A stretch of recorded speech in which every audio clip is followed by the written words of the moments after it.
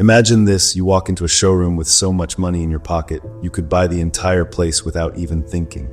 You feel confident, powerful, like nothing is out of your reach. But the moment you point at this one watch, everything changes. The manager looks at you, calm and polite, and says, "Sir, this watch is not for you." Pause for a second, let that sink in. Money, you have it. Status, you have that too. And yet, rejection. In a world where you're used to getting a yes every time, this one no hits different. Today, we're talking about a watch that doesn't care how rich you are, because being a billionaire still isn't enough. This is the story of the Rolex Cosmograph Daytona Platinum. But let's pause for a second, because at this point, a question naturally comes up. Is all of this just a smart marketing gimmick, or is there actually something about this watch that goes beyond money? Think about it, is this just clever control over supply and demand, or is there something deeper that makes this watch feel different from everything else? Because if it really was just about the price, then anyone with enough money should be able to get it. But that's clearly not what's happening here. We've been conditioned to believe that money can buy anything, that once you have enough of it, there are no limits left. You can own private jets, entire islands, influence people, and command power without resistance. In that world, everything feels available, as if every door is already open. But there's another world that works very differently. A world where money is only the beginning, not the advantage. Here, having wealth doesn't guarantee access. It only allows you to stand at the entrance, waiting like everyone else. And inside that world, certain objects are protected by something far more powerful than money. They are protected by exclusivity. Not everyone is meant to have them, and that is exactly the point. The Rolex Cosmograph Daytona Platinum is one of those objects. It isn't just expensive, it is controlled. At first glance, it just looks like another luxury watch. Clean, heavy, expensive, the kind of thing you expect to see on someone who's already made it big. Nothing too crazy at first, just a watch doing what luxury watches do. But look a little closer, and now it starts hitting different. The entire case is made from solid platinum. Not steel, not gold, platinum. The kind of metal that feels heavier, colder, more serious. Then there's that ice blue dial, something Rolex only allows on its platinum pieces. It's subtle, but once you notice it, you can't unsee it. And that chestnut brown ceramic bezel, that's not random. That's carefully chosen to stand out without screaming for attention. And here's the thing most people miss, these aren't just colors. This is like a secret handshake from Rolex, a quiet signal. It tells those who understand that this isn't a regular watch, this is solid platinum on your wrist. No loud branding, no extra noise, just pure, silent status. Every single detail feels intentional. Nothing is loud, but everything speaks. And what it's saying is simple, you're looking at the top of the food chain. But here's where it gets interesting, none of this, none of these materials, none of these details is actually why it's rare.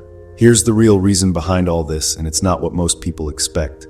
Rolex doesn't just manufacture watches, they manufacture desire. They understand something very clearly. If everyone can get it, nobody really wants it that bad. So what do? They keep the supply low, very low, way lower than the actual demand. The Rolex Cosmograph Daytona Platinum isn't rare by chance, it's rare on purpose. And why would they do that? Because rarity isn't some accident, it's a strategy, a very smart one. When something is easy to get, people like it. But when something feels almost impossible to get, it hits different. It creates curiosity, then desire, and then straight-up obsession. Now it's not just about owning the watch anymore. It's about winning the chase, and that's exactly the game they're playing. You can't just walk in and buy this watch.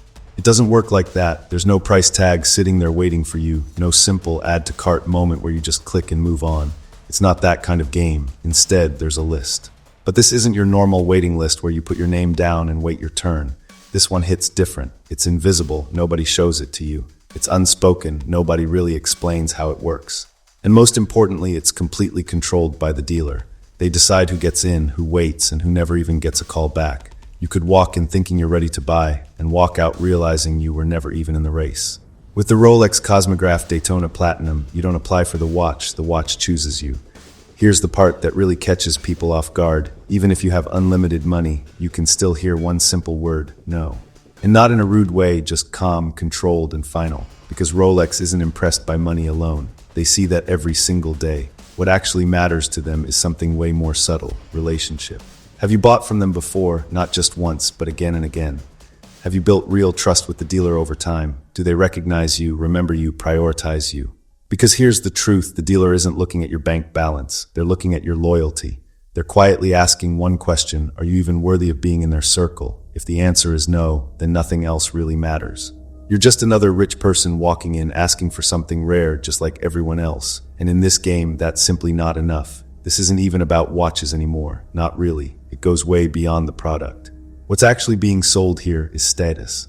Owning the Rolex Cosmograph Daytona Platinum means something very different. It tells a story without saying a word. It says you didn't just walk in and pay for it like anyone else, you were allowed to buy it.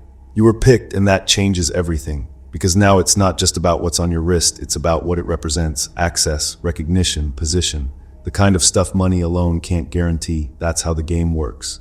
Humans don't really crave what's easy to get. When something is always available, it loses that pull. But the moment something is restricted, when it feels just out of reach, that's when it hits harder.